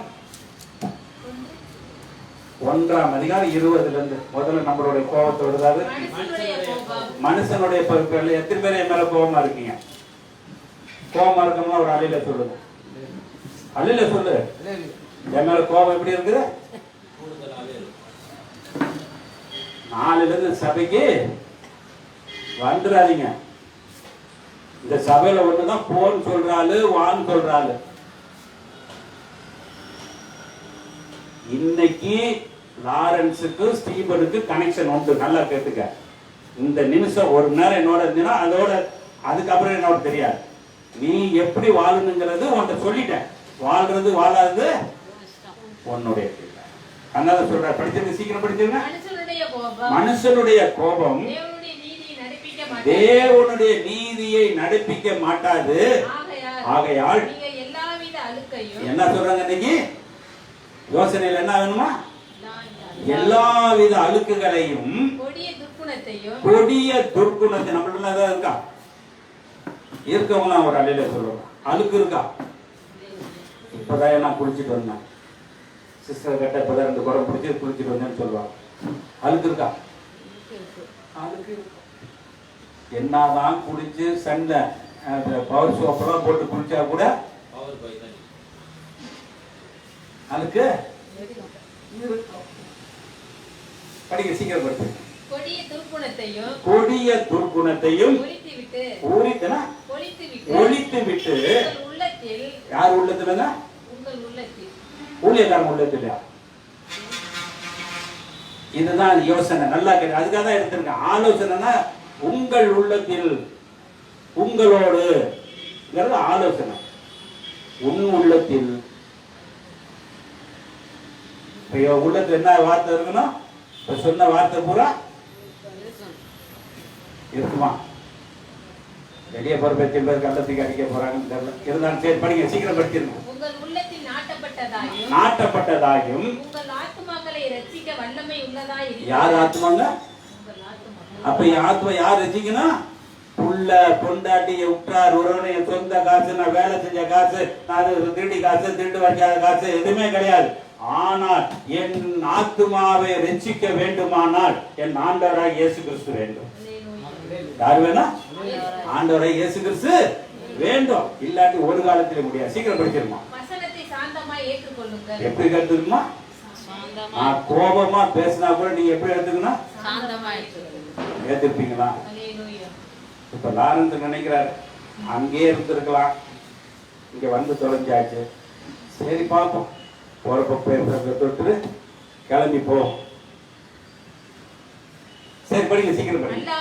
அல்லாமலும் நீங்கள் உங்களை வஞ்சியாதபடிக்கு திருவசனத்தை கேட்கிறவர்களாய் என்ன சொல்றாங்க? திருவசனத்தை கேட்கிறவர் மாத்திரம் அல்ல, அதன்படி இப்ப எல்லாரும் செய்வோமா? செய்வோமா? எனக்காக இல்ல, நான் சத்தியமா சொல்றேன். சத்தியம் சொல்லக்கூடாது இல்ல, சத்தியம் ஏன் இதை சொல்றேன்னா, நான் வந்து பரலோகத்துக்கு கூட்டு போயிருவேன், இந்த மனம் திரும்ப ஜெப வீட்டுக்கு வந்தா பரலோகத்துக்கு போவேன்னு யாரு நினைச்சு வரக்கூடாது.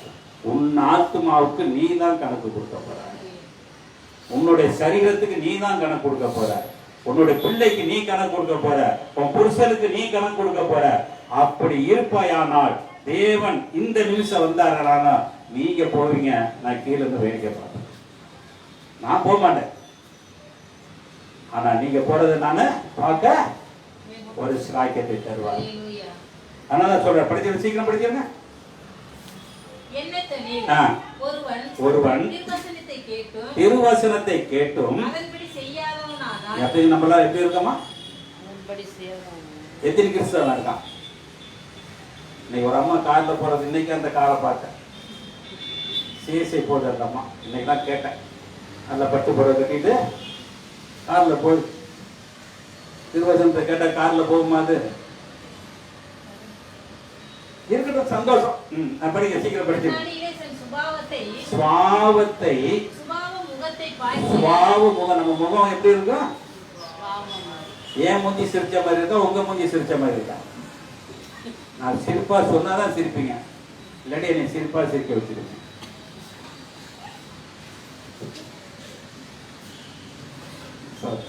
படிக்க சீக்கிரம். பார்க்கிலும் மனுஷனுக்கு ஒப்பாகவும்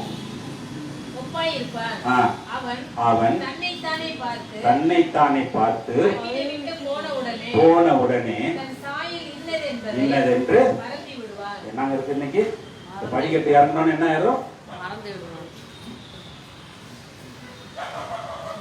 வசனம் எவ்வளவு அழகா எழுதியிருக்காங்க பார்த்தீங்களா? இப்ப நான் ஏன் ரத்தனத்தை சொல்றேன்னா, இப்ப அவரு போனோன்னு ஒரு போன் கால் வந்துச்சுன்னா என்ன செய்வாருன்னா, இந்த வசனம் அவருக்கு வந்திருக்காரு, போன் காலுக்கு வரட்டோன்னு கிளம்பிடுவார்.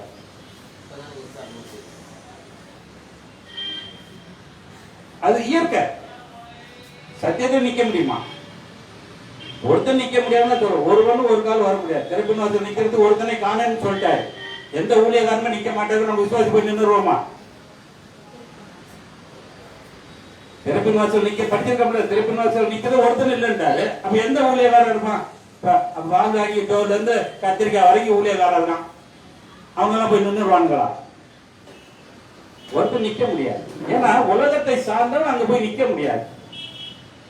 யார் ஓட்டை அடைக்கிற? ஓட்டைங்கிறது உலகம். உலகத்தை அடைச்சவன் எவன? உலகத்தை அடைச்சவன். அது படிச்சிருக்கீங்களா? அந்த வருஷம் படிக்கிறியா? அந்த வருஷம் சீக்கிரம் படிச்சிருக்க நேரம் இன்னும் 5 நிமிஷம் தான் இருக்கு. எசைக்கேல் தீர்க்கதரிசி புத்தகம் 22:30 சீக்கிரம் அந்த எடுத்த பகுதியை வச்சு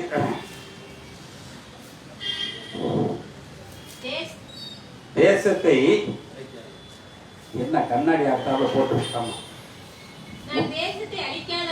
தேசத்தை அழிக்காதபடிக்கு திறப்பிலே நிற்கவும் சுவரை அடைக்கத்தக்கதாக. ஊழியக்காரன் எவங்க நின்றுருக்கான் அந்த கொரோனாக்காக? ஒவ்வொரு சபைக்கு போறாங்களே, அந்த ஊழியக்காரனை போய் சொல்லியிருக்கலாம்ல, ஏயா இவ்வளவு வல்லமையா பேசுற, போய் கொரோனாவை அடைச்சிட்டு வரலாம்னு அடைச்சிருக்கலாம்ல? அடைச்சிருக்கலாமா? அடைச்சிருக்க கூடாதா? இவனே மூக்கு கவசம் போட்டு வரான். ஊழியக்காரன் என்ன செய்யறான்? இருந்தாலும் தேவன் நம்பர் கொடுத்திருக்கிறாங்க. உங்கள்கிட்ட ஆலோசனை வேணுமா, யோசனை வேணுமா? ரெண்டுமே உங்கள்கிட்ட வேணும்.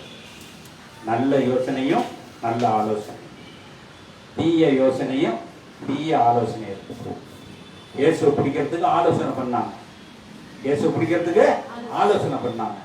அது மாதிரி என்னை பிடிக்கிறதுக்கு உங்களால் ஆலோசனை பண்றதுக்கு ஜெபம் அப்படின்னு சொல்றேன். யோசனையில் பெரியவரே ஆராதனை, ஆராதனை செயல்களிலே வல்லவரே ஆராதனை, ஆராதனை ஓசானா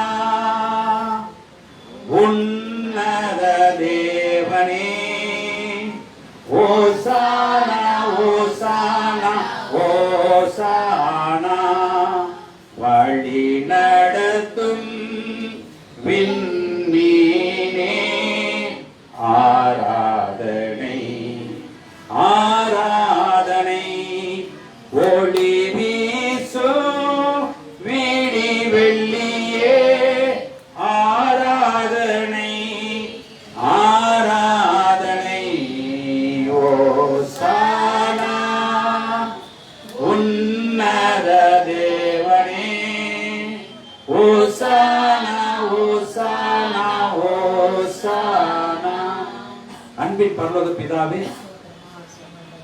இந்த நாள் கிறிஸ்துவனுடைய ஆலோசனையும் யோசனை எப்படி இருக்கு என்று கேட்டிருக்கிறது ஐயா.